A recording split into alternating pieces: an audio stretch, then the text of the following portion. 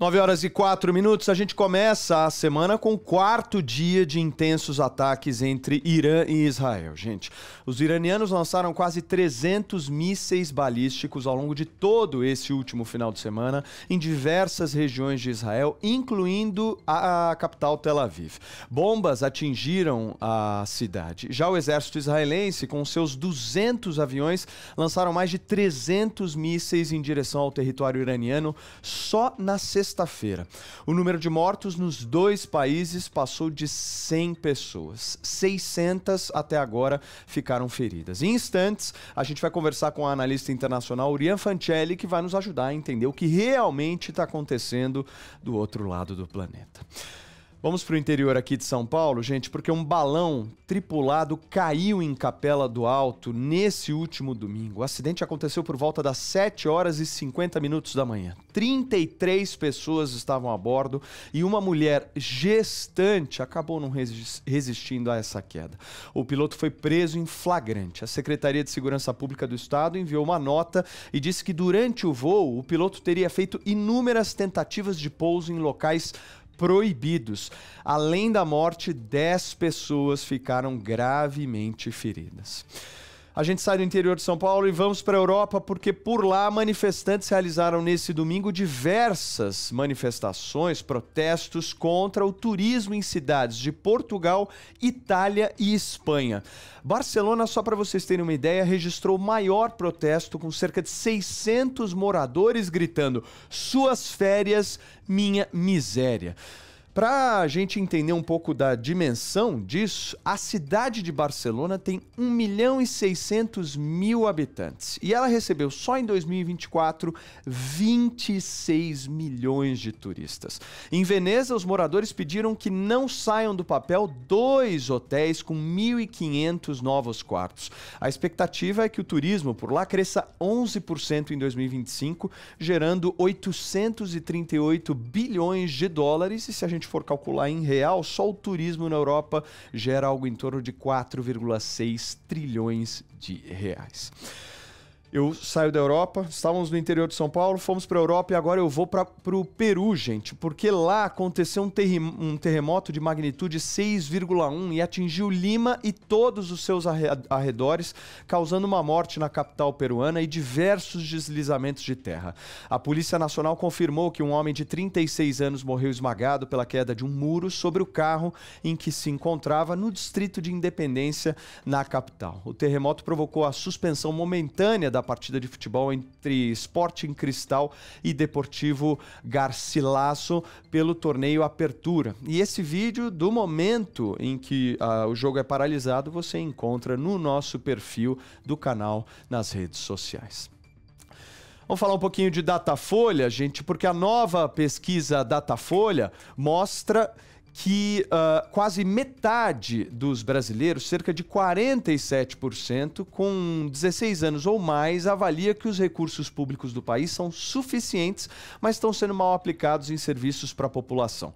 Nas consultas realizadas no ano de 2019, para todo mundo estar na mesma página, o primeiro ano do governo Bolsonaro, esse número era de 36%, percentual que ficou em 38% no mesmo ano, no mês de dezembro.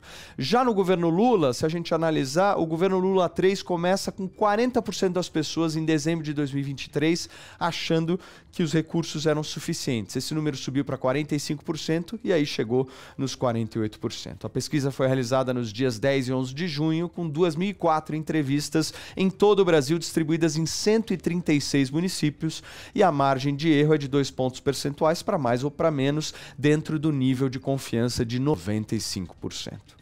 Agora, olha essa notícia aqui, ó.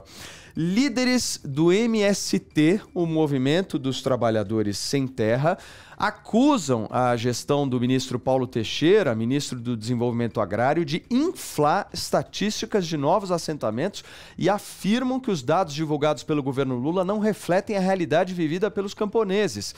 Segundo eles, o governo tem anunciado como terras entregues áreas que ainda não foram reconhecidas como desapropriadas pela Justiça.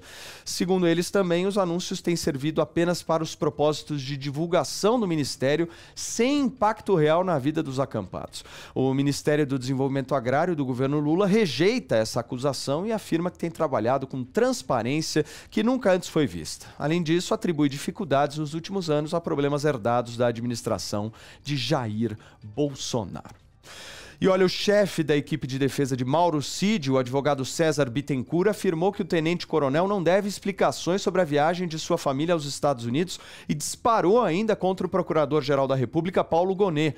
Dane-se a PGR, a vida do Cid segue indiferente à existência do processo. Foi o que escreveu o advogado Bittencourt ao jornal Folha de São Paulo, gente.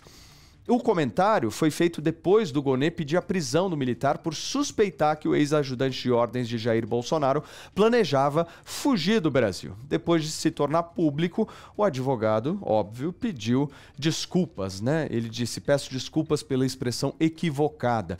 A PGR ainda não se manifestou sobre o caso. E olha esse bafão, hein?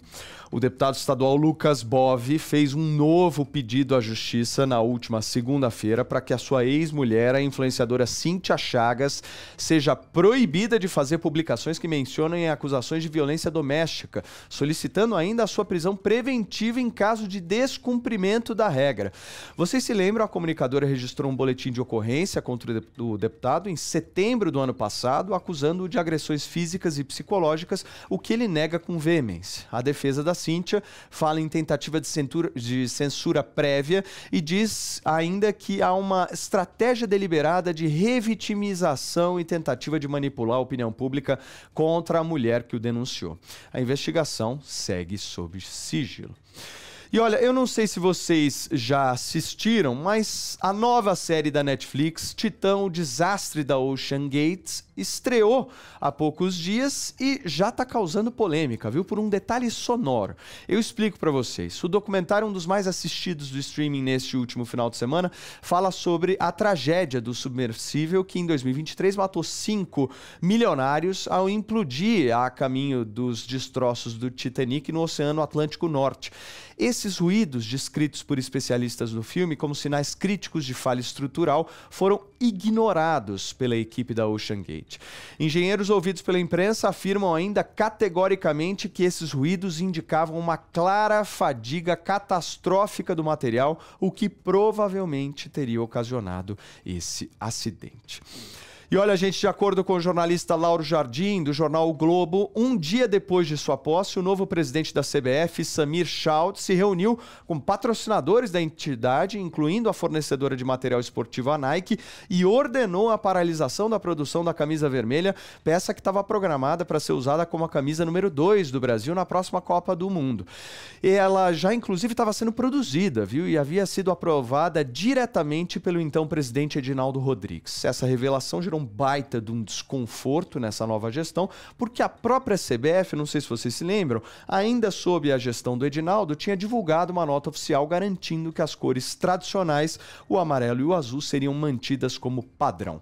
O novo presidente da entidade defendeu com firmeza a manutenção do uniforme azul como o segundo da seleção brasileira.